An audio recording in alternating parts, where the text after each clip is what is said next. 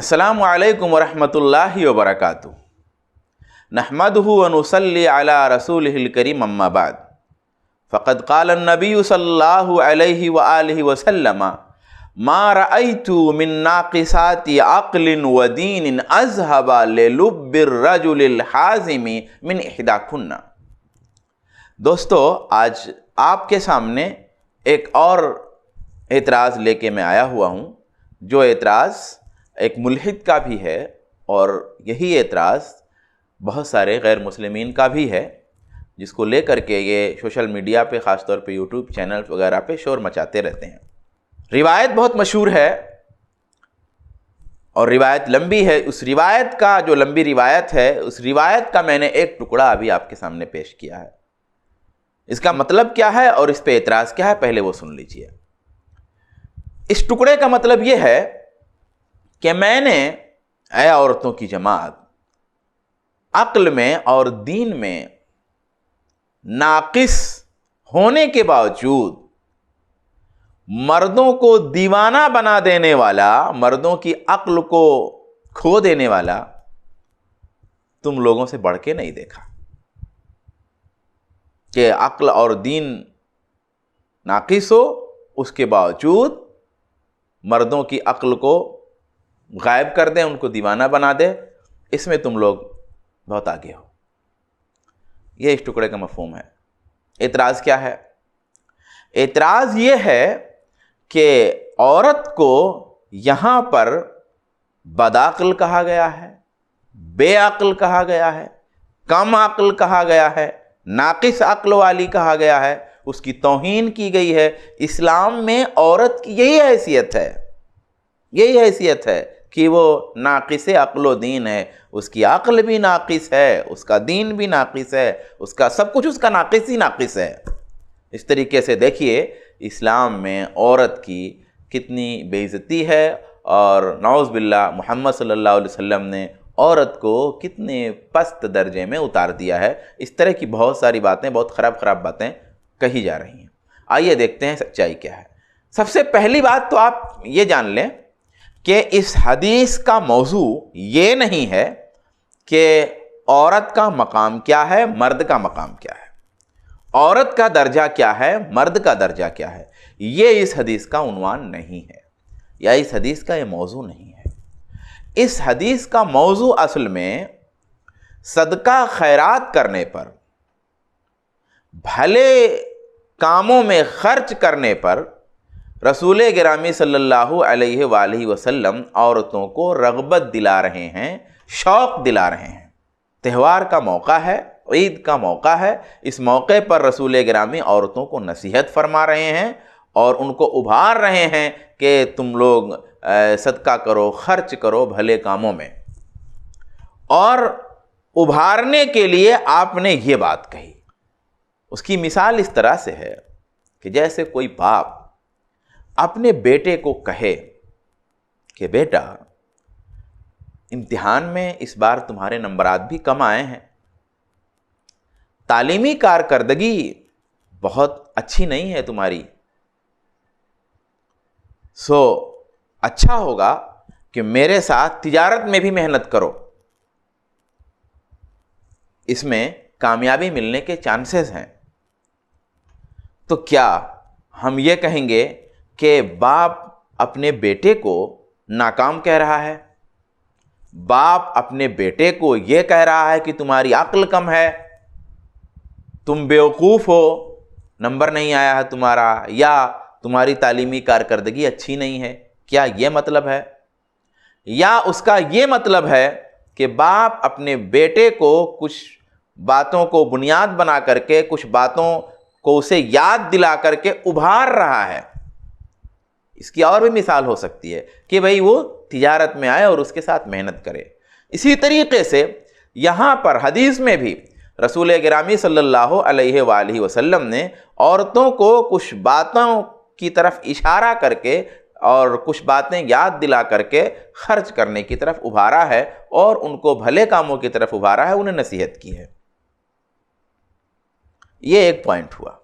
दूसरा पॉइंट ये है कि ठीक है, ابھارا گیا ہے، لیکن جن بھی باتوں کی طرف اشارہ کر کے ابھارا گیا ہے، جو بھی باتیں عورت کو یاد دلائی گئی ہیں، بہرحال اس میں ناقص کا لفظ تو آیا ہوا ہے، ناقص تو کہا گیا ہے، ناقصات عقل و دین کا لفظ استعمال کیا گیا ہے۔ تو ٹھیک ہے، موضوع کچھ بھی ہو، بات کہنے کی وجہ کچھ بھی ہو، لیکن یہ بات تو ضرور آئی ہے، تو کیا اس کا جواب ہے؟ تو دیکھیے، ناقص یہ عربی زبان کا لفظ ہے۔ ناقص کے لیے اردو میں صحیح متبادل نہیں ہے، یعنی ایگزیکٹ ناقص کو اردو میں کیا کہیں گے اس سیاق و سباق میں، اس کے لیے کوئی پرفیکٹ لفظ میرے پاس نہیں ہے۔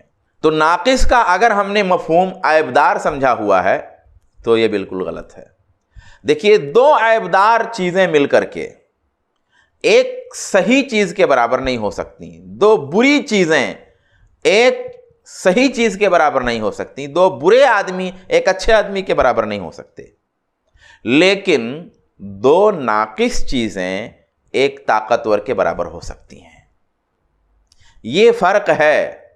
اگر ناقص کا مفہوم ہم نے عیب والا سمجھا ہے کہ یا عیبدار سمجھا ہے یا خراب سمجھا ہے، تو آپ اس سے سمجھ سکتے ہیں کہ یہاں پہ ناقص ہمارے اردو کے یا ہندی کے مفہوم میں نہیں ہے، عیبدار یا خراب کے معنی میں نہیں ہے۔ ناقص کا جو لفظ ہے، یعنی ناقصات عقل کا جو تعبیر ہے، جو بات کہی گئی ہے ناقصات عقل کی، اس میں اصل بات کیا ہے؟ اصل بات یہ ہے کہ اس میں عورت کا جو اسپیشل اس کا مزاج ہے، جو اس کا مخصوص مزاج اور اس کی جو مخصوص اور خاص طرح کی جو طبیعت ہے، اس کی طرف اشارہ ہے۔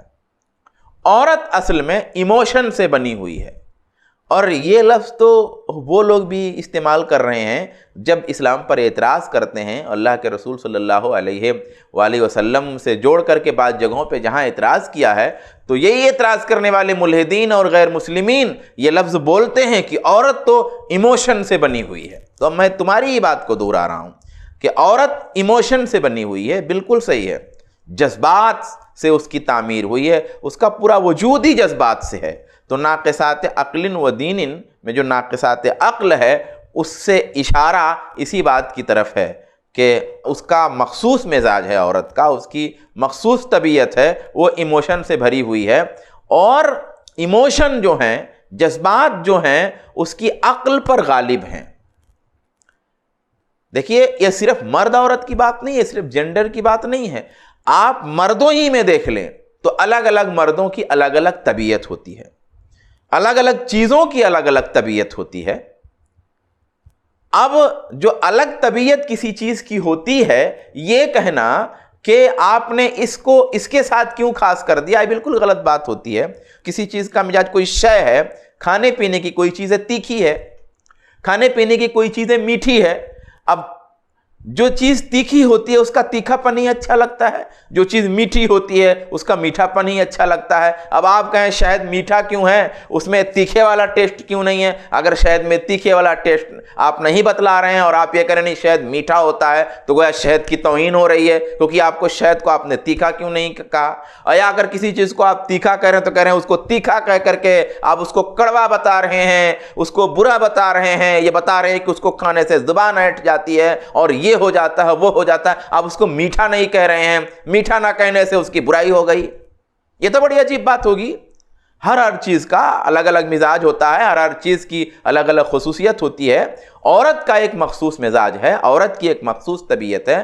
عقل پر جو ہے ایموشن، جذبہ کا پہلو جو ہے عورت کے ہاں غالب ہوتا ہے، اور اس کو لفظوں میں نہیں باندھا جا سکتا۔ آپ عورتوں کو دیکھیے، ان کی ایک مخصوص طبیعت ہے۔ اچھا، جنڈر ہی الگ ہے، اب جب جنڈر ہی الگ ہے، جنس ہی الگ ہے، تو مزاج اور طبیعت کا فرق تو ہونا ہی ہونا ہے۔ یہ ایک کامن سینس کی بات ہے۔ تو اس حدیث میں عورت کے مخصوص مزاج کی طرف اشارہ کیا گیا ہے۔ اب عورت کا جو یہ مخصوص مزاج ہے نا، یہ بہت قیمتی ہے، لیکن اپنی جگہ میں ایک قیمتی چیز، بے حد قیمتی چیز، ضروری نہیں ہے کہ ہر جگہ قیمتی ہو۔ اگر سوئی ہے، سوئی اپنی خاص جگہوں میں بہت قیمتی ہے، لیکن جہاں فاوڑے کی ضرورت ہو وہاں سوئی قیمتی نہیں ہے۔ تو عورت کا یہ جو مخصوص مزاج ہے اور جو اس کی یہ مخصوص طبیعت ہے، یہ بڑی قیمتی طبیعت ہے، بڑا قیمتی مزاج ہے، لیکن ہر جگہ نہیں۔ اسی قیمتی مزاج کی وجہ سے، اسی قیمتی طبیعت کی وجہ سے عورت کو مرد سے کئی درجہ اوپر رکھا گیا۔ ماں کا درجہ باپ سے اوپر ہے، ماں عورت ہے، باپ مرد ہے، مرد سے کئی درجہ اوپر ہے۔ اس کو آپ نہیں دیکھیں گے، یہ کیوں ہے؟ یہ اس کی قیمتی جو طبیعت ہے، اس کی جو مخصوص طبیعت ہے، اور اس مخصوص طبیعت کی وجہ سے جو بچوں کے لیے وہ محنتیں کر لے جاتی ہے، جو خدمت کر لے جاتی ہے، جو تربیت کر لے جاتی ہے، اور بہت سارے کام، اس کی وجہ سے اس کا درجہ، اور بہت سارے اسباب ہیں جن کی وجہ سے اس کا درجہ اوپر یہاں رکھا گیا ہے۔ لیکن بہت ساری ایسی جگہیں ہیں جہاں پر مرد کو اوپر رکھا گیا ہے اس کی ایک مخصوص طبیعت کی وجہ سے۔ تو یہاں پر سرے سے یہ بات ہی نہیں ہے کہ کون نیچا ہے، کون اونچا ہے، کون گھٹیا ہے، کون پست ہے۔ یہ مخصوص طبیعت کی بات ہے، اور ہر مخصوص طبیعت کا ایک سائیڈ ایفیکٹ ہو سکتا ہے۔ کوئی اچھی سے اچھی چیز ہو، کسی جگہ میں اس کا سائیڈ ایفیکٹ ہو سکتا ہے۔ تو عورت کا جو مخصوص مزاج ہے اور اس کی جو مخصوص طبیعت ہے، اس کا سائیڈ ایفیکٹ بھی ہے۔ مثال کے طور پہ کچھ جگہوں پر گواہی دینے میں عورت کی گواہی کو آدھا کیا گیا ہے اس کی مخصوص طبیعت کی وجہ سے۔ ہم ایک اور اعتراض ہے، اسی گواہی والا اعتراض، اس پر ہم بات کریں گے۔ میں صرف اتنا بتا رہا تھا کہ دیکھیے یہاں عورت کی مخصوص طبیعت کی طرف اشارہ ہے، اس کے مخصوص مزاج کی طرف اشارہ ہے۔ یہاں پر نہ تو کم عقل کہنے کی بات ہے، نہ بد عقل کہنے کی بات ہے۔ اس مخصوص طبیعت اور مخصوص مزاج کا نام لے کر کے، اس کا ذکر کر کے رسول گرامی صلی اللہ علیہ وآلہ وسلم نے یہ بتایا ہے کہ یہ کرو، تو اس کی وجہ سے، اس مخصوص طبیعت کی وجہ سے جو تم سے بعض چیزیں چھوٹ جا رہی ہیں یا بعض چیزیں رہ جا رہی ہیں، خرچ کرو گے تو اس سے وہ پوری ہو جائیں گی۔ یہ اللہ کے رسول نے اس میں بتایا ہوا ہے، اس میں کم عقل اور بد عقل جیسی کوئی بات سرے سے نہیں ہے۔ اللہ تبارک و تعالی ہم سب کو توفیق دے۔ السلام علیکم ورحمۃ اللہ وبرکاتہ۔